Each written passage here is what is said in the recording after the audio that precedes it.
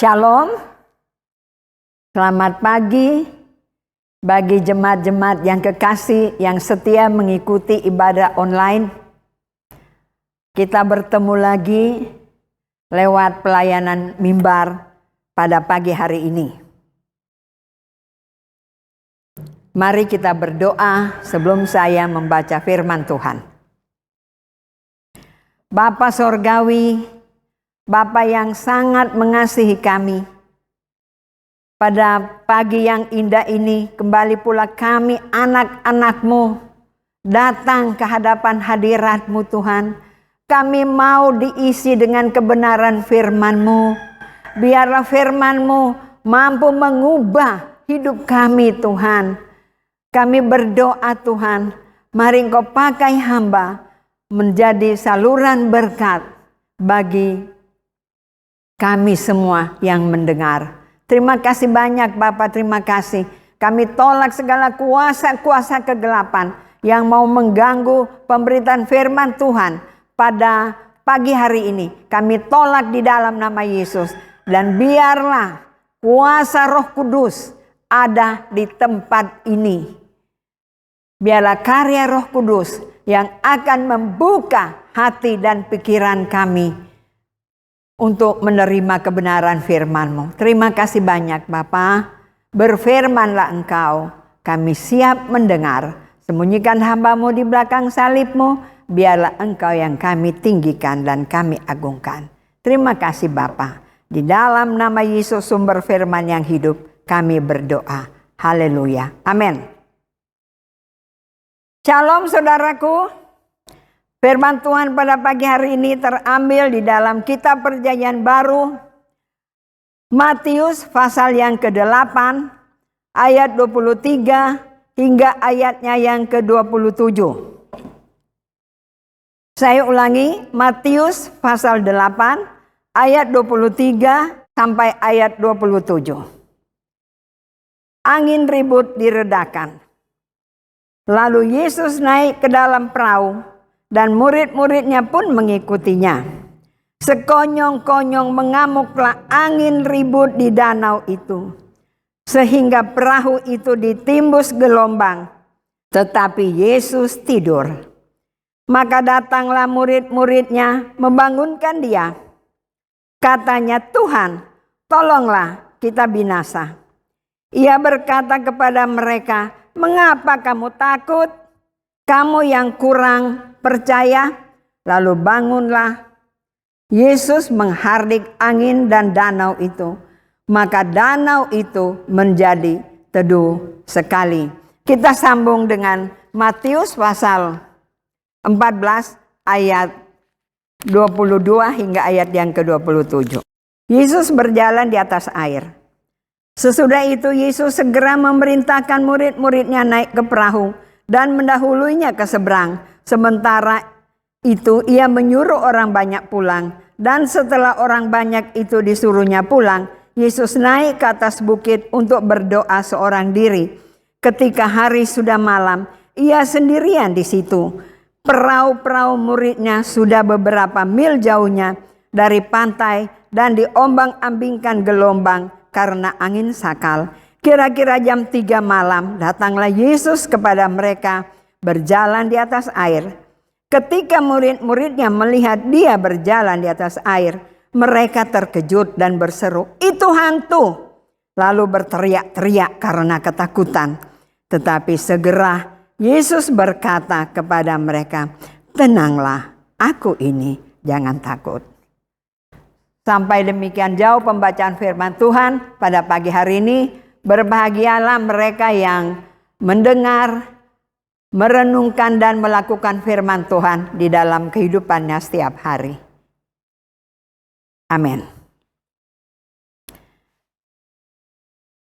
Firman Tuhan pada pagi hari ini saya berikan tema, "Tenanglah, aku ini, jangan takut." Saudara-saudara yang kekasih, pernahkah saudara merasa takut? Coba, siapa di sini yang tidak pernah merasa takut? Saya percaya semua orang pasti pernah merasakan ketakutan. Entah itu orang tua atau orang muda, remaja, anak-anak, kaya atau miskin, berpendidikan ataupun buta huruf, pasti perasaan takut atau merasa ketakutan itu pasti. Nah, di dalam Injil Matius tercatat 2 kali murid-murid Tuhan Yesus mengalami ketakutan. Mereka mengalami ketakutan yang luar biasa karena diterpa angin dan ombak pada perahu mereka. Itu tadi ayat yang ke-8, pasal 8 ayat 23 dan seterusnya. Nah, saudara-saudara yang kekasih, memang di Laut Galilea hal seperti itu sering terjadi. Angin kencang itu seolah-olah datang dari mana-mana. Dan pada waktu yang sama pula, angin itu tiba-tiba saja datang dan menghantam permukaan laut sehingga airnya terguncang dengan keras dan ganas di dalam waktu yang singkat. Sehingga hari yang cerah itu berubah menjadi hari yang menakutkan. Gelombang-gelombang itu begitu besar dan tinggi sehingga perahunya tertimbus. Keadaan itu benar-benar sangat membahayakan. Dan pada saat itu, pada saat yang mencekam, Yesus tertidur. Nah, saudara-saudara yang kekasih, apakah Yesus tidak peduli dengan keadaan murid-muridnya yang sedang menghadapi bahaya yang menakutkan yang akan menenggelamkan perahu yang mereka tumpangi? Apakah Yesus tidak peduli? Tidak, saudara. Yesus tertidur kalau kita membaca di dalam Markus pasal yang ke-4.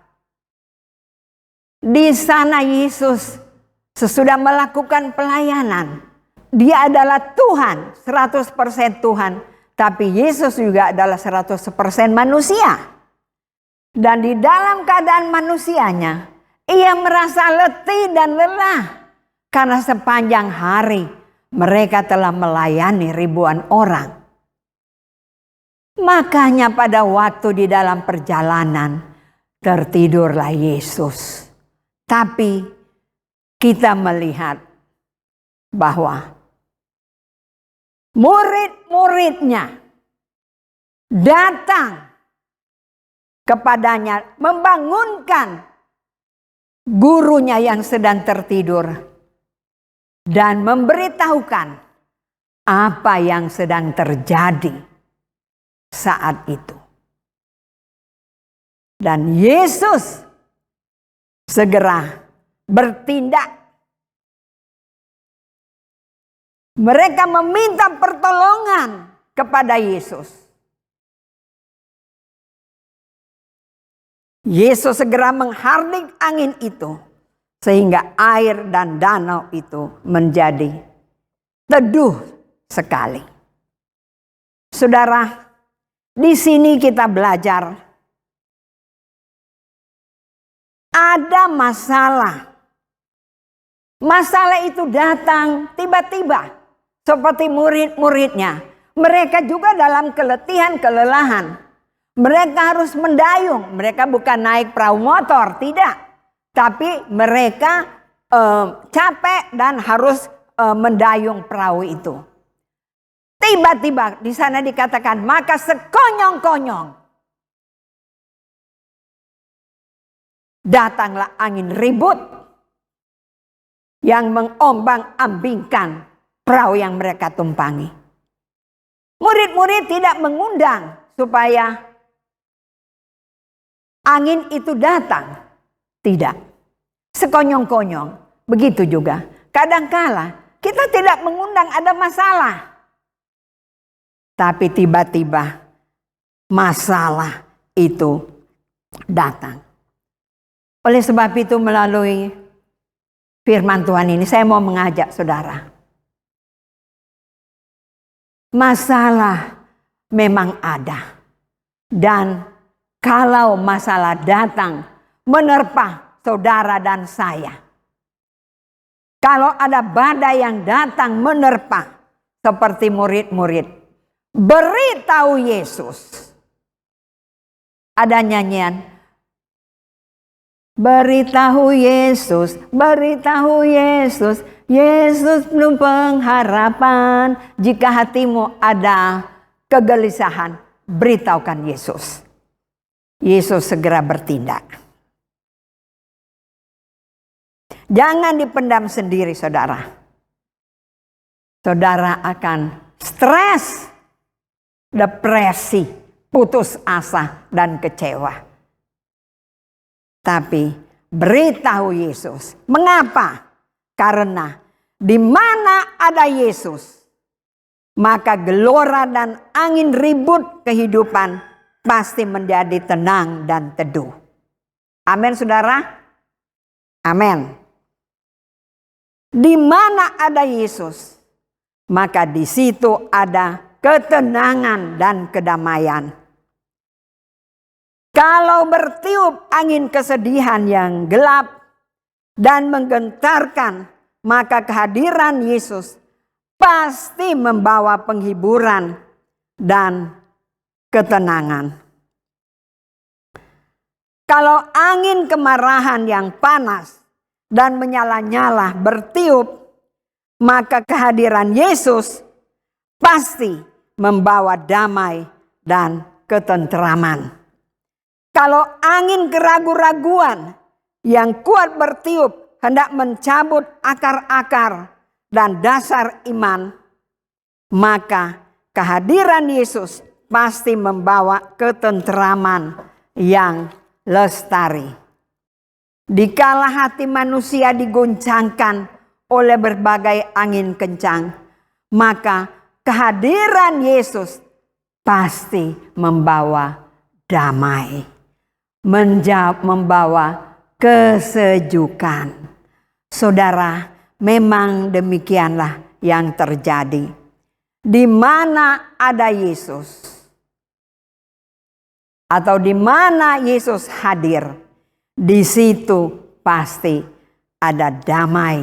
Dan damai itu tidak akan pernah ditiup oleh angin kencang yang bagaimanapun. Karena Yesus Kristus berkuasa menenangkan dan meneduhkan angin badai seperti itu. Kehadiran Yesus Kristus membawa damai bagi jiwa-jiwa yang diguncang oleh berbagai angin badai yang bertiup. Nah, itu tadi ketakutan yang pertama di dalam Matius 8. Dan sekarang kita melihat ketakutan yang kedua yang dialami oleh para murid. Itu tadi kita sudah baca dalam Matius 14 dan ayat 23 dan seterusnya. Nah, saudara-saudara yang kekasih, dalam firman Tuhan ini, atau melalui firman Tuhan ini, murid-murid tertimpa masalah yang sama seperti apa yang mereka alami di Matius pasal yang ke-8 tadi. Hal yang sama itu terulang kembali. Ya, angin bertiup dengan kencangnya dan perahu mereka tertimbus oleh air masuk dan hampir tenggelam. Nah, itu mereka alami juga. Hanya bedanya Yesus sedang tidak bersama dengan mereka karena Yesus naik ke bukit untuk berdoa seorang diri. Matius 14 ayat yang ke-23.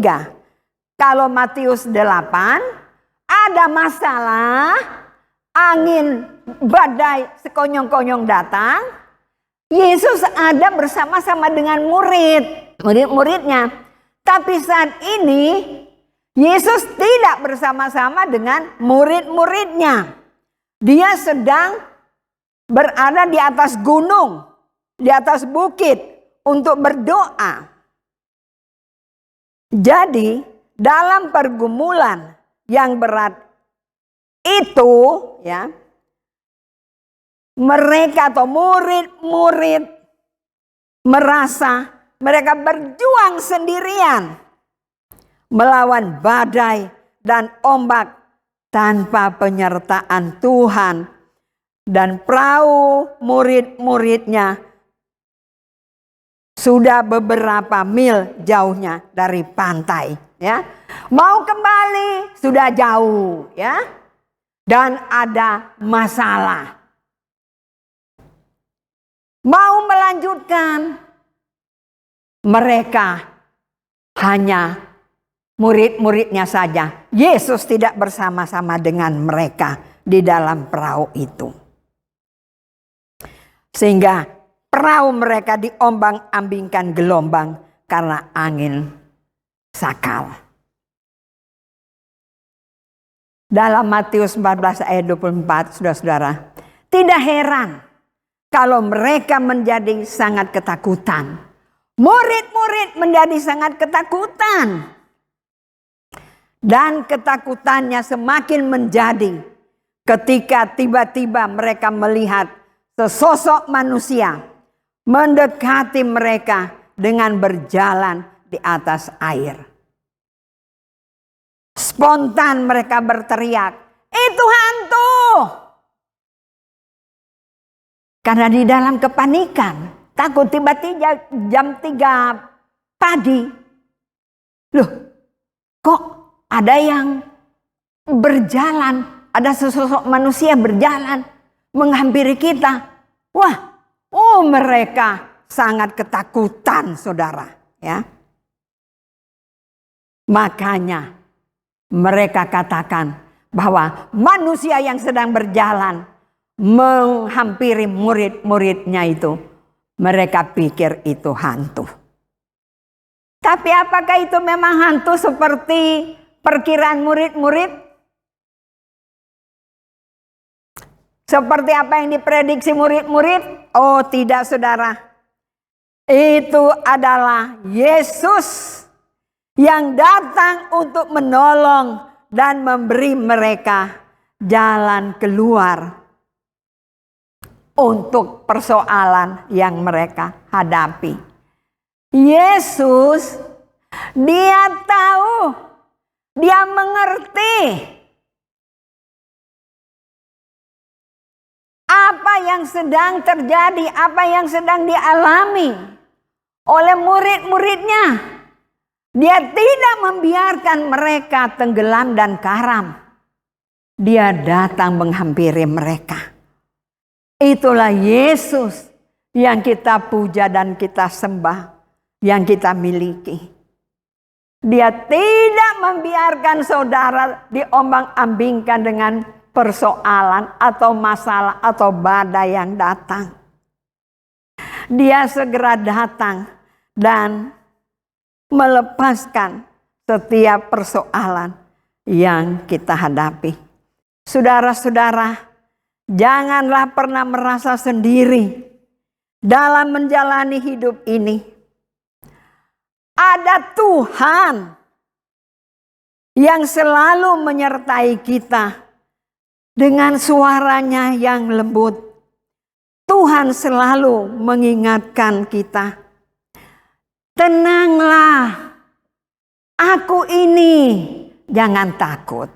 Ya, itu juga yang boleh menghibur saya, menguatkan saya di dalam menghadapi tantangan atau masalah yang saya hadapi. Kadangkala, Tuhan, bagaimana ini? Tuhan bilang, ini aku, tenanglah, jangan takut.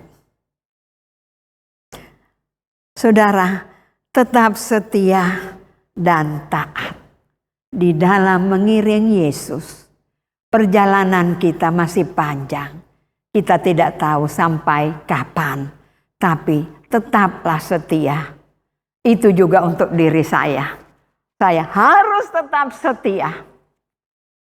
Perjalanan saya sudah panjang dan saya tidak tahu kapan saya akan mengakhiri perjalanan hidup ini. Tapi saya harus setia di dalam mengikut Engkau. Saudara, jangan takut pada masa-masa sukar seperti saat ini. Ya. Firman Tuhan bilang jangan takut. Bukan hanya satu kali kata jangan takut di dalam Alkitab. Ada banyak kali kata jangan takut itu kita temui di dalam Alkitab. Jangan takut pada masa-masa sukar, krisis ekonomi, membayar uang sekolah tidak mampu karena tidak ada pekerjaan macet, COVID masih terus bertambah meningkat, bahkan ada varian-varian yang baru. Kapan berakhirnya COVID? Kita tidak tahu. Tapi kita sebagai anak Tuhan, sebagai orang percaya, jangan takut pada masa-masa sukar seperti ini. Memang saudara, kadangkala kita merasa takut dan khawatir menghadapi masa pencobaan ini. Padahal Tuhan tidak pernah sedetik pun meninggalkan kita, menjauhi dan berpaling dari kita. Sebab Tuhan tetap setia. Oleh sebab itu, janganlah takut dan serahkanlah seluruh hidupmu kepada Tuhan. Sebab Dia yang memelihara hidup kita. Mazmur 55 ayat yang ke-23 ya. Serahkanlah segala kekhawatiranmu kepadanya. Karena Tuhan yang memelihara hidup kita. Begitu juga Filipi 4 ayat 13. Haleluya, kita boleh dikuatkan melalui firman Tuhan ini. Oleh sebab itu saudara, saya mengajak saudara dan saya mengajak setiap pendengar mimbar online pada saat ini. Taruhlah hidupmu ke dalam tangan Tuhan yang kuat. Dia akan mengubah jalan-jalanmu dari biasa menjadi luar biasa. Mulailah setiap hari dengan Tuhan. Dan setiap hari, mulai dari pagi bangun pagi, berpikirlah secara positif. Karena apa yang kamu imani dan percayai, itu yang akan terjadi padamu.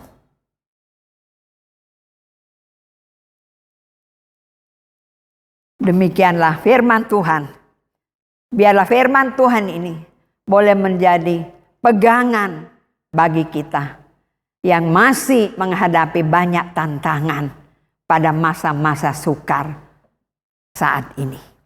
Amin. Mari kita berdoa. Bapa Sorgawi, suara manusia sudah berhenti. Tapi mari Bapa, Engkau kembali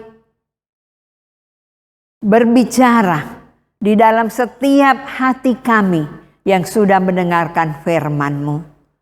Biarlah Roh Kudus senantiasa berbicara di kuping kami Tuhan. Supaya kami tidak putus asa di dalam menghadapi badai yang sekonyong-konyong datang menerpa. Yang membuat kami terombang-ambing, bahkan hampir tenggelam. Tapi kami memiliki Yesus yang tidak pernah meninggalkan kami sedetik pun. Oleh sebab itu kami mau menaruh hidup kami ke dalam tangan Tuhan yang agung dan penuh kuasa itu. Terima kasih Tuhan. Terima kasih. Pakai setiap jemaat-Mu yang sudah mendengar firman-Mu. Meteraikan semuanya itu ke dalam hati mereka. Terima kasih Bapa. Terpuji-pujilah nama-Mu. Di dalam nama Tuhan Yesus kami berdoa. Amin.